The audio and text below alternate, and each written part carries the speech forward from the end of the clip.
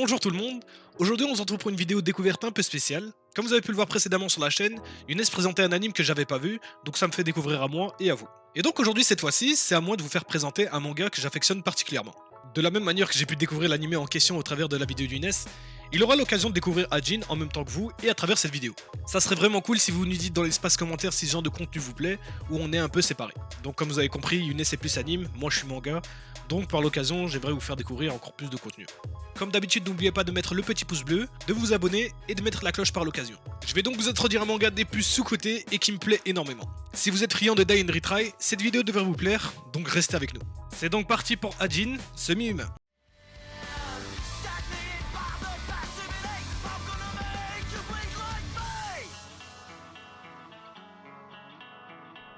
Alors déjà, Ajin, c'est un seinen écrit par Miura Tsuina, qui avait déjà écrit par le passé Sky High Survival, et qui aura une adaptation en 2021 sur Netflix. Et au dessin, on aura Gamon Sakodai. Ajin est pré-publié en 2012 dans le magazine Good Afternoon, et ensuite publié en 2015 et édité par Glénat. Il est compilé en 16 tomes et toujours en cours de publication. Faut savoir qu'Ajin fut nominé en 2014 pour le manga Taishiro Award, et a reçu le prix culturel Osamu Tezuka. Osamu Tezuka, si vous connaissez pas, ou appelé le dieu du manga, vous le connaissez sûrement pour le manga Astro Boy.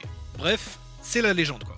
Donc un jour si vous faites un manga et vous recevez ce prix culturel, vous comprendrez que vous êtes très bien. Ajin a reçu également le meilleur prix du manga Kodansha, tout ça alors que seulement un tome était paru. Les thèmes abordés sont la mort bien évidemment, la réflexion de l'existence humaine et le terrorisme.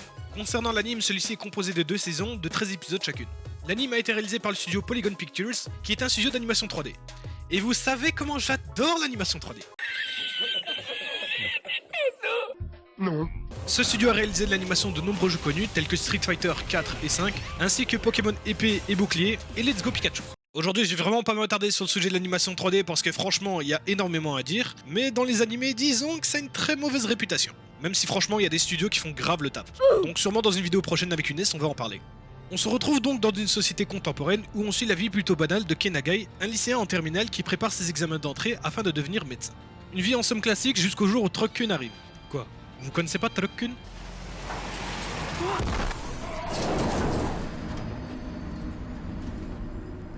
Et c'est à partir de cet événement tragique que la vie de Kenagai va être complètement bouleversée. En effet, celui-ci comprend pas trop ce qui lui arrive et se lève naturellement devant une foule de personnes dubitatives et sous le choc devant cette scène. Ne comprenant pas trop ce qui se passe, Kenagai regarde autour de lui et c'est la prise de conscience. Il est devenu un Ajin. Un Ajin est un être littéralement immortel, il ne peut mourir peu importe les façons. Ceux-ci peuvent matérialiser une sorte d'apparence noire qu'on appelle IBM. Non, pas la marque. Ça. C'est un début de chasse à la sorcière qui va se lancer, et c'est ainsi que le jeune Nagai se voit traqué pour ses capacités de survie rares qu'ont les Ajin. Je vais m'arrêter là pour la présentation de l'histoire parce que franchement ça mérite d'être lu, et je vais vous détailler un peu plus pourquoi j'aime énormément Ajin. Bon, vous l'aurez compris, je suis vraiment un fan d'Ajin, et il n'y a pas que moi apparemment. Le manga a de très belles notes avec un score de 8,73 sur Notilion, ou encore 7,99 sur MyAnimeList. De très beaux résultats en somme.